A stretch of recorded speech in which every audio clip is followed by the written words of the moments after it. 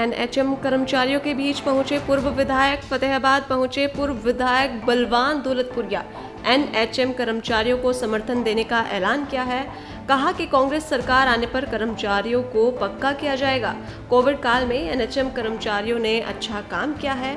सरकार इनाम देने की बजाय उनके साथ वादा खिलाफी कर रही है। वहीं पूरा प्रदेश लगातार हड़ताल से जूझ रहा है।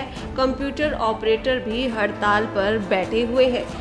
जो एनएचएम के हमारे जो कर्मचारी हैं, ये पिछले कई सालों से संघर्षरत थे और 2021 में मुख्यमंत्री मनोहर लाल खट्टर ने इनको बुला के इनकी सभी मांगें मानी थी और घोषणा भी की थी कि आपको पक्का भी किया जाएगा, आपको 7वां वेतन आयोग दिया जाएगा और भी जो दूसरी ये मांगें थी सारी बातें उन्होंने मानी थी।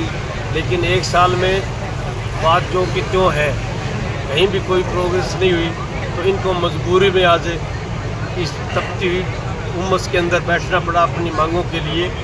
और हमें एनएचएम कर्मचारियों को ये भरोसा दिलाता हूँ कि जब भी कांग्रेस की सरकार आएगी, पहली कलम से इनको चाहे पक्के करने की बात हो, चाहे कोई इनको 7वें वेतन आयोग की बात हो या दूसरी कोई सुविधाएं देने की बात हो, कांग्रेस पार्टी इनको देने का काम करेगी।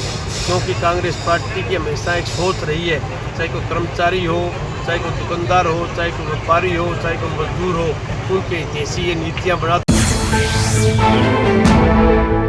एनएचएम कर्मचारियों के बीच पहुंचे पूर्व विधायक। फतेहाबाद पहुंचे पूर्व विधायक बलवान दौलतपुरिया।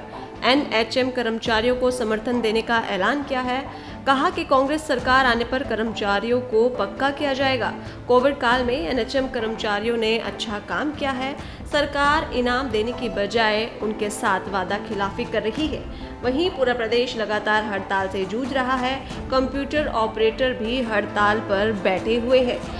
जो एनएचएम के हमारे जो कर्मचारी हैं, ये पिछले कई सालों से संघर्षरत थे और 2021 में मुख्यमंत्री मनोहर लाल खट्टर ने इनको बुला के इनकी सभी मांगें मानी थी और घोषणा भी की थी कि आपको पक्का भी किया जाएगा, आपको 7वां वेतन आयोग दिया जाएगा और भी जो दूसरी ये मांगें थी सारी बातें उन्होंने मानी थी।